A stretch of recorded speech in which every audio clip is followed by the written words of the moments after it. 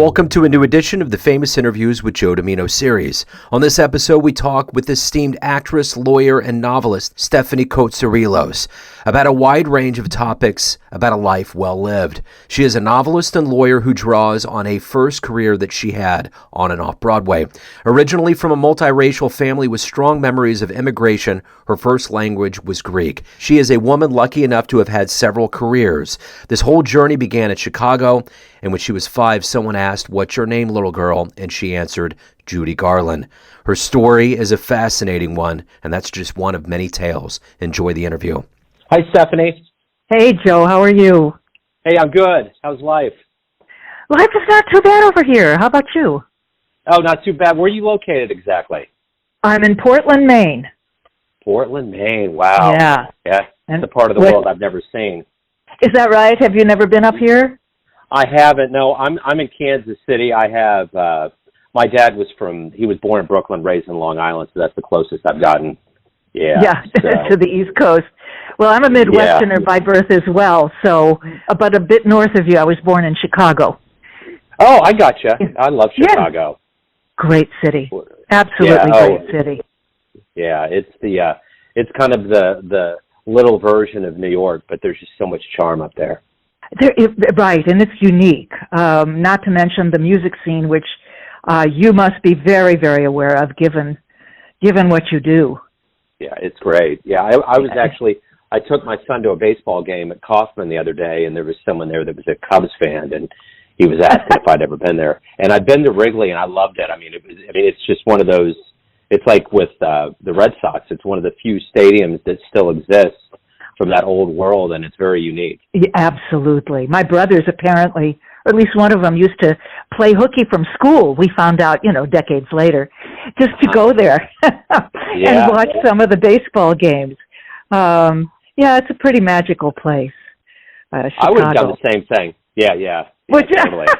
Yeah, that makes sense. Of course. Yeah, absolutely. Yeah. So thank you for asking me. Thank you for agreeing to it, and I'm looking forward to it. And you got a unique combination here of being a novelist and a lawyer. So tell me a little bit about how you got to this point. Growing up, what was your dream? Sure. Well, I'm laughing because one of my earliest memories of kind of what I wanted to be was when I was apparently around 5 years old. I have vague memories of this, but my parents kind of bore it out for me. I guess I was asked by somebody or other, "Little girl, what's your name?" And here I am, this granddaughter of Greek immigrants on all sides, and I told her my name is Judy Garland.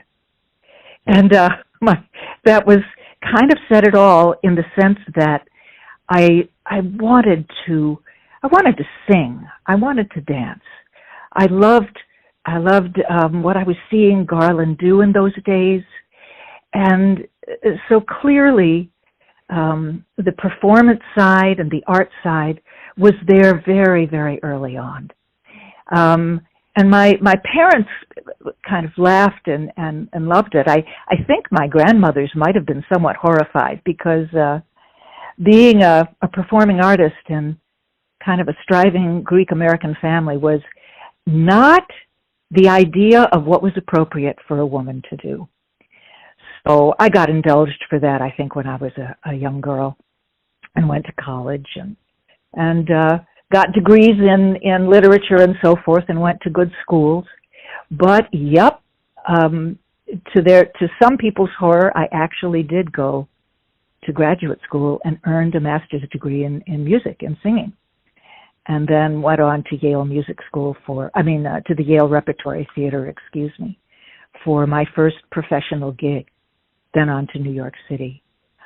Joe, I think that my 5-year-old self kind of expressed it early on. And from there, I had a 15-year career in the theater, which was great and difficult and all the things that you might imagine it would be. It's a complex and kind of difficult way of life, but I was very, very happy to be doing it. I don't think my parents were as happy with it as I might have been. But you know what? That's okay. They were wonderful people who had achieved a lot in the United States. They were born here. Their parents were not. And like so many immigrant stories that you might hear, and I think you've heard them on your prior podcasts, certainly there was a premium on becoming a lawyer or a doctor or something like that. But I didn't. So at one point, when I was at the Yale Rep, my mother confessed to me. She said, I cannot tell my own mother that you're an actress because that would be so shameful, frankly. You have to know, to understand that, you have to know that back in Greece, in the villages that my people came from, women were expected not to dance and sing in public.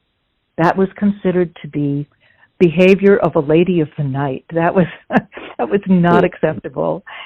So I didn't understand that fully until Mom said, I can't tell her what you really do.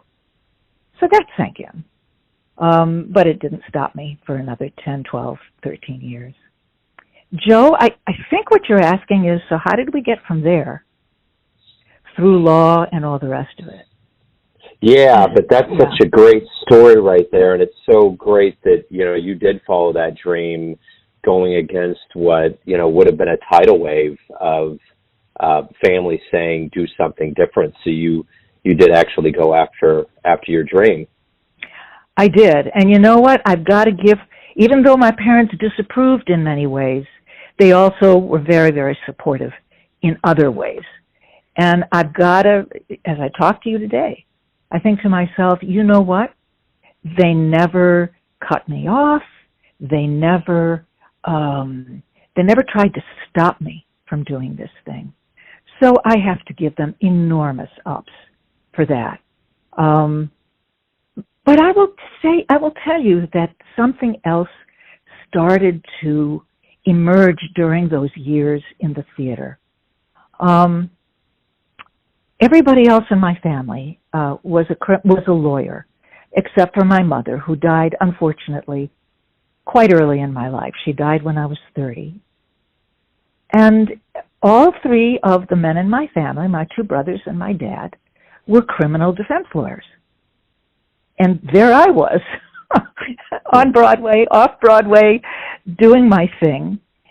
And I could not help but osmose some of what motivated them. And I mean this kind of in a really positive way. The idea of what justice means permeated my family. I'm not trying to make them out to be these crazy idealists or anything like that, but it permeated my family. And one of my brothers, my middle brother in particular, still does trial work, and he is a criminal defense attorney in California.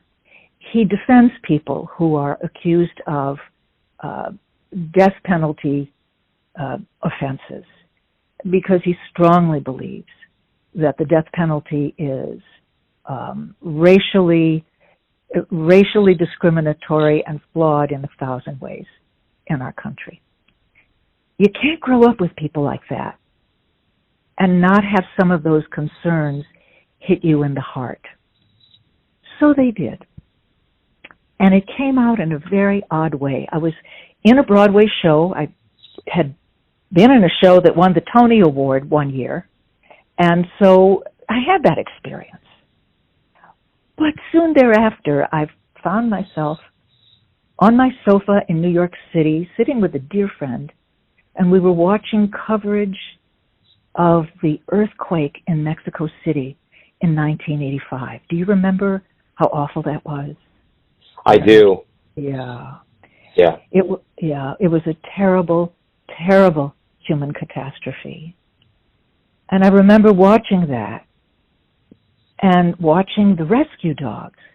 Joe, these rescue dogs were saving people's lives. Yeah. And I turned to my friend and I said, here am I, doing what I'm doing. And I feel as though I want to help. I know I'm very far away, but I'm also struck with the fact that I don't have a single skill sitting here today that would be useful under these circumstances. I said, I can't help. So that was a turning point for me. I thought if you really need to interact with people in a way that's different from the way you're interacting now, you got to make a change. You got to do something about that.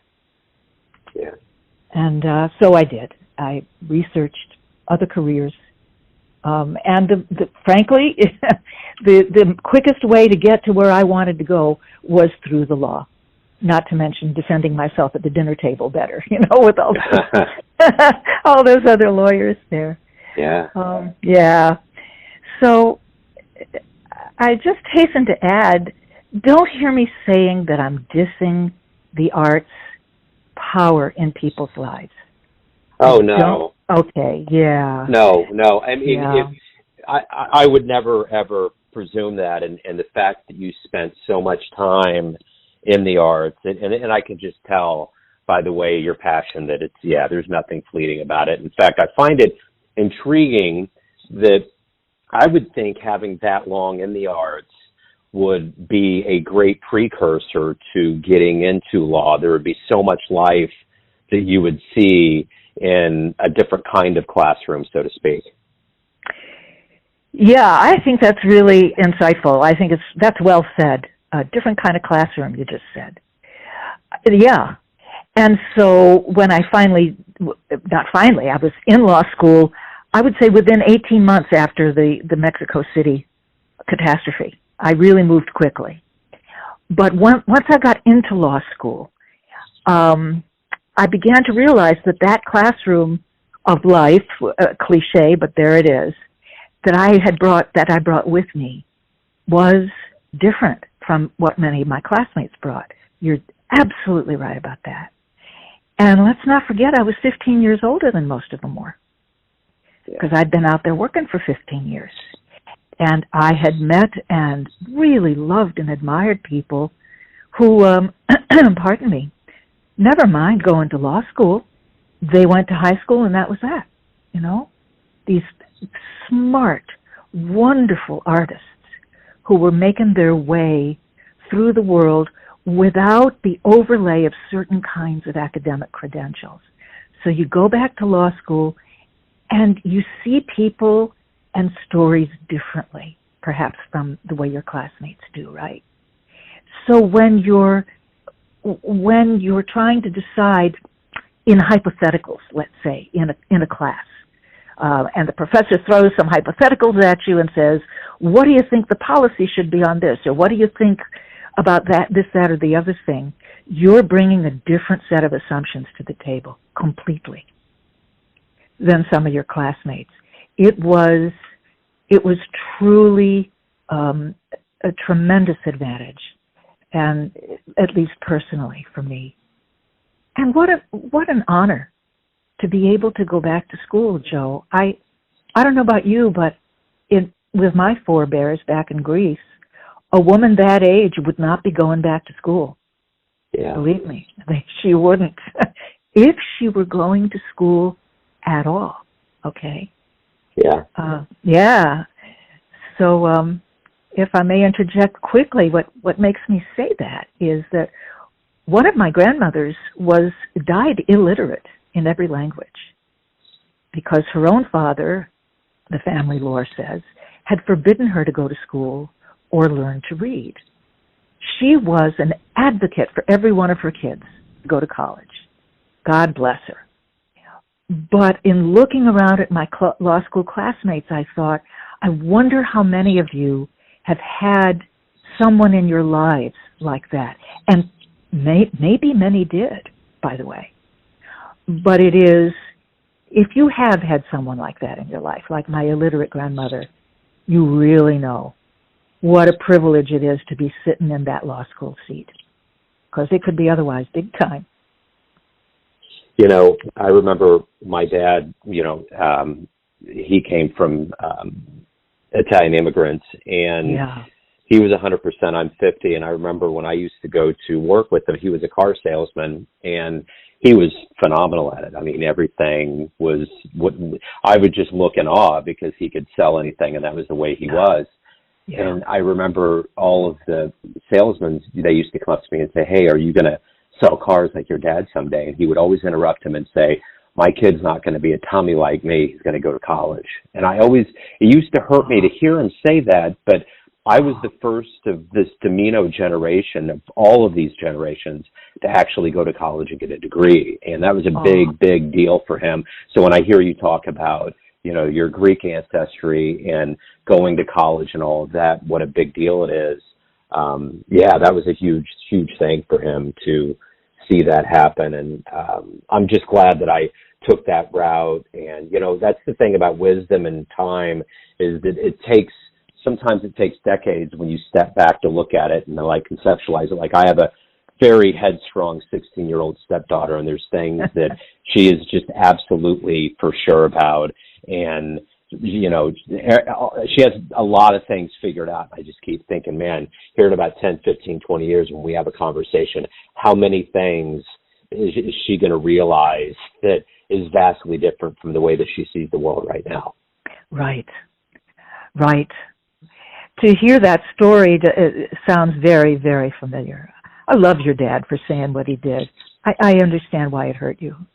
But what a guy, and your daughter's I am hopeful that your daughter will see things differently, as you say, 10, 15 years from now, and look back and say about you or about somebody else she loves, what a guy, what a woman, to have invested in me the way they did. I just think that's really beautiful. And it gives us the opportunity to keep moving forward in the ways that our forebears wanted us to. That's why they came here, At least that's the way I see it. That mixture of things, of the arts first, justice and law, education, and the forward striving of an immigrant family really get mixed up, I hope in a good way, in the novella that I wrote that was published last year. It's called My Xanthi, which is a Greek name, and it tracks a lot of that, of what we just talked about. And it also questions what you gain and what you give up when you assimilate, Because you really want to move whatever forward means, right, for your family. But I don't know about you, Joe. I don't want to lose what my forebears loved and how they were. And I'm an American first, don't get me wrong, and I'm deeply Americanized. But to hear the language again, hear Greek again, to hear the music again, whenever that happens, brings up things that are almost indescribable for me. And so writing, kind of to close the circle here, returning to writing, has really helped me not only express things that are inside of me, but to reach back and to bring to life the people who came before me, and to fictionalize them and give them a kind of life while preserving their privacy, right, that puts them on a page so that somebody else can get to know them. So that when I'm dead and gone, maybe somebody can pick this book up and say, oh, so that's how it was, growing up in the Midwest in the 50s and 60s with Greek grandparents. So that's how it was. Because I don't want to lose that. Speaking of another circle, have you been to Greece? I have. Yes, I have. Was it just magical to actually step foot on the soil that your ancestors came from? It was. And it was so many years ago, I'm embarrassed to tell you how many decades ago it was. Uh-huh. I need to go back. I know that. But it was magical. to understand what it means when people talk about the light there as being different from the way it is in other places. I suppose you could say the same thing about Tuscany, by the way, or there are many places in Italy, I'm sure you know, where people will say the same thing, that the light there, the smell, the feel of the soil is like no place else. And it was. My mother wept. I traveled with her back in those days. It was decades and decades ago. And she wept about certain things when we went, because in those days, Greece was still very underdeveloped in terms of kind of Western terms. And it was not the tourist destination that it is today. So you wouldn't see the same kinds of museums or buildings or anything like that. And you would know that many of the artifacts were not there because they had been taken to other places in the world. But what was there was what cannot be moved. And that was the history drenching the soil. And the temple of at Sunyon, the temple of Poseidon at Sunyon was the place that I remember very vividly. It's on a spit of land looking over the sea. And there are these pillars and the wind blowing through them. And the wind, parched wind, kind of blowing across your face as you walk up toward this place. And you look out onto the horizon, you cannot see the difference between the sea and the sky because of the wind and the light. And you experience why people might feel that Poseidon was present in that moment. It was magical. Absolutely. Very well said. It was gorgeous. Yeah. So, as a very highly driven and accomplished person, who would you consider a hero or a role model in your life? I love this question. I consider people in my family my heroes often. I will say what might sound to you like an odd thing, but I consider my son a hero. Now, he's a lot younger than I am, right? But he embodies what it means to become American and to be a person whose life is very authentic. And let me tell you what I mean by that, because those are abstractions. My son is an immigrant to this country, too. My late husband and I adopted him, and my son was born in the high Peruvian Andes of indigenous lineage. He came to this country with my late husband and with me when he was an infant, and he has grown up now to be in his early 30s. He has worked through the grief that was very dominant in our lives after my husband died. He has worked through and grown into who he is as a person of color, as an indigenous person, and as a person who thinks and acts uniquely in this culture. He went to college. Of course, that was a big priority for him and for me. But he is now a paramedic in the city of Boston. And his life is about rescuing people. If he's listening, he's going to be rolling his eyes, Joe. I'm here to tell you. Because I'm waxing lyrical about him, and I don't know how your stepdaughter would react, but I know he would think this is a bit overblown. But in him, I see what people can be. And I love that. I love who he has made himself. And my son is a person who doesn't hold grudges, by the way, for frivolous reasons. I just love who he has become, and so that's part of my answer. I'm going to give you another answer, and that is a writer. A writer, Jessamine Ward. I don't know if you've read her work. African-American writer, lives in Louisiana, I believe, writes so lyrically about difficult problems in the Jim Crow South that I think to myself, if I can bring anywhere near that level of beauty to issues of injustice in my work, lady, I would love to just touch your hem. I think she's fabulous. So that's my second answer. And you answered my follow-up question, which would be, of everyone alive on the planet right now, who would you like to meet?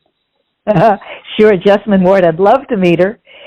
You know what, though? I would love to meet the Obamas. Yeah, I would too. Yeah. They're still so young, Joe. They're still young. They're still so young. Oh, really. I know. And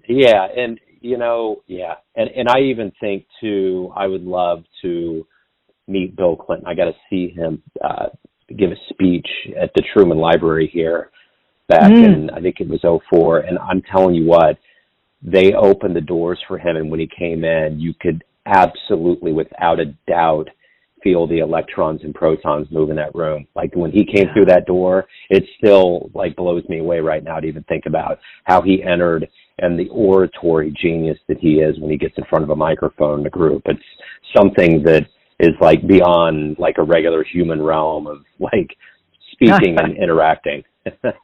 I know. So. People who have that gift are just stunning. And I had the great good luck to see Barack Obama early on in his run for presidency. I was taken to a luncheon or a breakfast at which he and Michelle spoke, and he was not yet the nominee. He and Hillary were duking it out still. And what I saw there was really beyond description. I thought to myself, I happen to respect Hillary Clinton down to the ground, and I did then.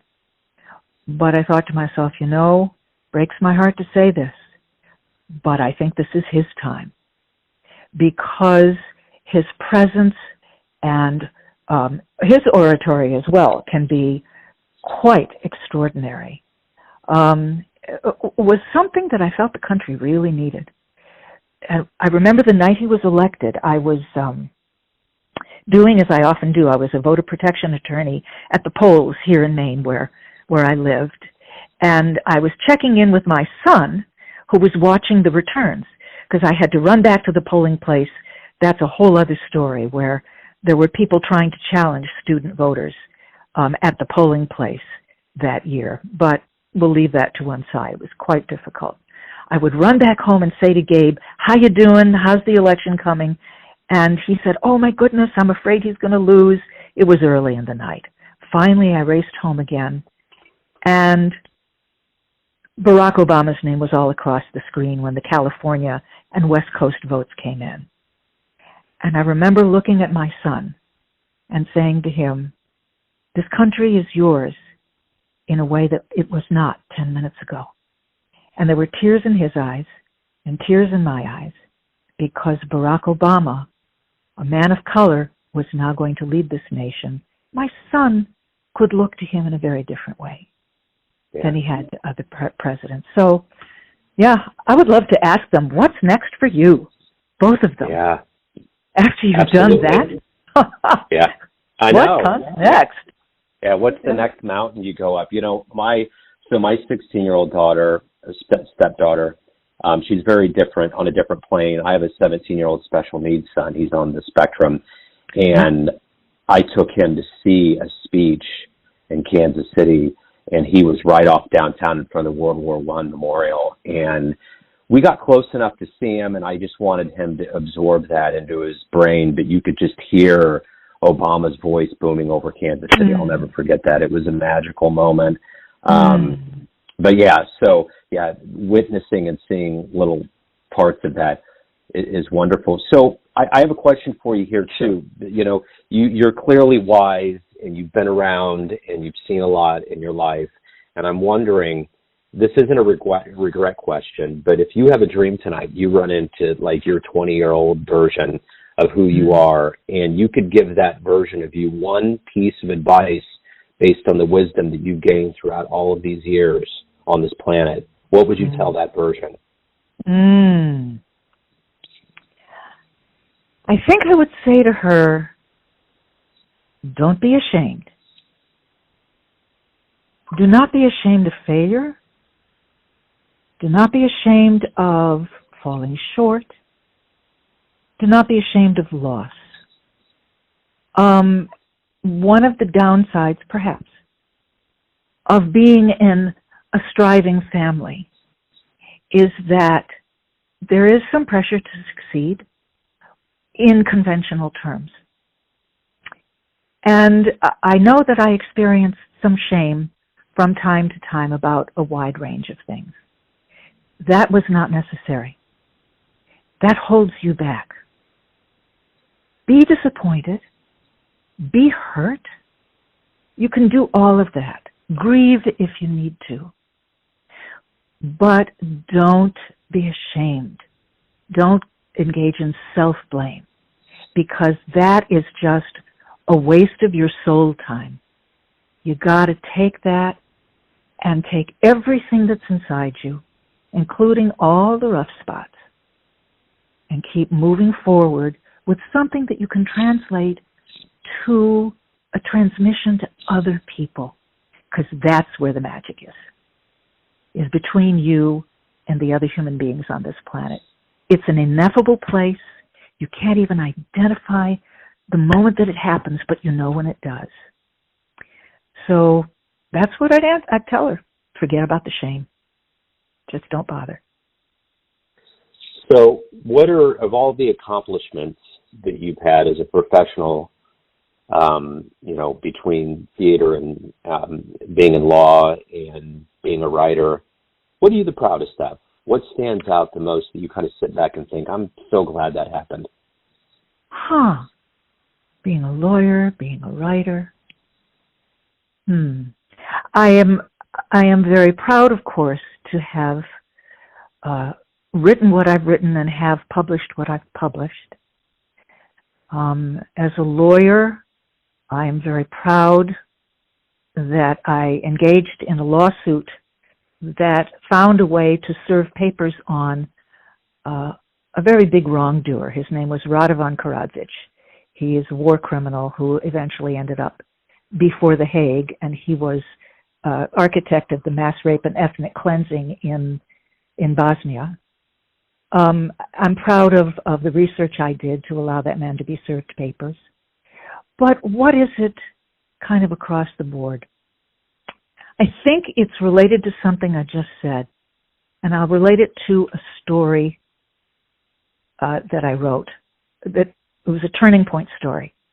It's called Little Buzzcut, and it's about a little boy, a little Guatemalan boy, who got taken away from his mom at the U.S.-Mexico border. And I wrote it in response to the Trump policy of removing children from their families.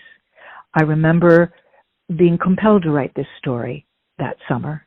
I remember sobbing in front of my computer because the research is devastating, to try to understand what these people go through.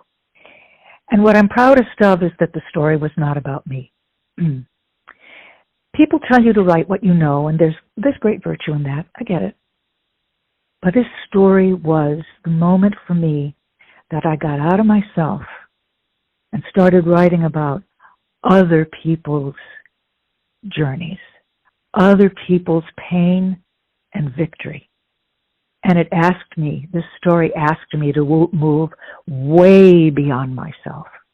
To do that, to write about this little boy, to write about the spirit of his abuela, his grandmother, who guided him through his story, and to write about what implementing this terrible policy did to the Border Patrol guard who had to do it to this child.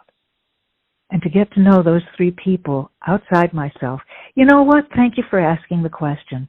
You've made me realize that's the moment I was proudest of when I was writing.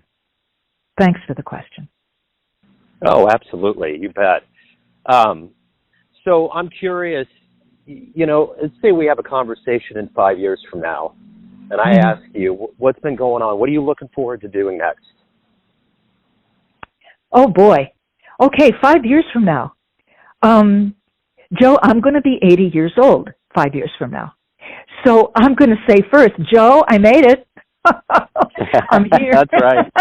Right. I'm going to say, hey, guess what? I'm still here. I have taken up a lot of things very late in life by many people's standards. I hope that I will have 3 more books published by then. And I know what 2 of them are now. And I would love to be talking to people about them. And that's what I hope to be doing. The next book is going to be about the death penalty. And it sounds pretty grim, but I think it will have uplift to it because it's going to be about 3 people who managed to throw sand in the gears of a series of executions that should not be happening. And it goes dead center to what I care about, which is how the human heart transcends some of the harshness that we have in our world. So, you can ask me in 5 years, did you write that? And I'll have to give you an honest answer. I remember hearing a story on the Beatles anthology series, Paul McCartney, when they came to America, they wanted to meet Bob Dylan. And I think they probably smoked a little bit too much of something. And at one point, Paul asked Bob what the meaning of life was, and Bob wrote it down on a piece of paper. And he said that by the end of the night, he reached in his pocket to get it out, and it wasn't there. So my question to you is, if you write that down on a little piece of paper and give it to somebody, what are you going to say? What's the essence and the meaning of this existence that we all swim through? What a great question. And this is a hard one. Thanks a lot, Joe. Sure. It's okay. Look for the mystery. There's a mystery inside people. And I think it's, for the most part, a beautiful mystery. But the meaning in life is looking for it. There's something in us that's beyond our biology, in my view, that's beyond our existence here on Earth. And though I cannot say that I'm a religious person, I'm convinced of that. So I might just write the word mystery on a piece of paper and give it to that poor fellow who smoked a little bit too much and have him figure it out a little bit later. So I guess that's what I'd say, if that makes sense to you. Yeah, it absolutely makes sense. Everyone has a perception of you, your family, your friends, your colleagues, fans of your writing, but you ultimately live your life. What's your perception of you? Who do you think you are? I think I'm a person who's still looking, I'm still searching. And I don't think that ends, personally. I guess that's connected to what I just said about mystery, I suppose. I may come off to other people as a very organized person or someone who's kind of wrapped certain things up. And okay, that's fair enough. At my age and my stage in life, I hope some of that's true. But the way I experience living inside myself is I'm always searching. I'm always searching for what is it that you need to do next? What is it that moves you more toward the meaning that's going to create a compassion between you and the people with you? Because there's a lot of need out there. There's a lot of experience that's very different from your own. And man, you can spend 75 years on this planet the way I have, and you've just barely scratched the surface. So I'd say I'm still searching every day. All right, my final question to you is this. What is the best compliment, fan mail that you've received from any work that you've done, whether it's a novel or your law work or being an actress? what comment or what feedback have you received in your life that sticks out? The comments, I probably can't remember word for word, but I would say that something like, what you did, what you said, was just like me. When a person says, that's just like me, that's what I feel, then I am, flattered isn't really the term. I'm honored. I'm kind of gobsmacked. I'm thinking, I don't know how you and I, whoever that person is, how she or he and I got to be this close in this theatrical space or on this page, but we did. And when somebody says that to me, I'm really okay. Then I'm deeply happy. So, yeah, it's that kind of comment that really reaches into my heart. Beautiful. Stephanie, thank you so much for opening up. It's been wonderful. You are one of those people I can just tell in this brief conversation that I'm always glad exists on this planet, because we need more strength and courage like what you're putting out there. I appreciate it. Well, thank you, Joe, and I want to thank you for the work that you do. I've listened to podcasts of yours now, obviously. Thank you. Thank you for connecting to other human beings the way that you do. Please keep it up. Thanks for tuning in to another famous interview with Joe Dimino, where we cover the world of art, literature, and music around the globe. Most of the music on these episodes comes from Kevin MacLeod of Incompetech.com. If you want to hear more interviews, go to Famous Interviews with Joe Dimino in the iTunes Store. You can watch these on the Neon Jazz YouTube channel, and for everything Joe Dimino related, go to joedimino.com. And when you're there, you can keep this going strong into the future by donating to either Patreon or PayPal. Until next time.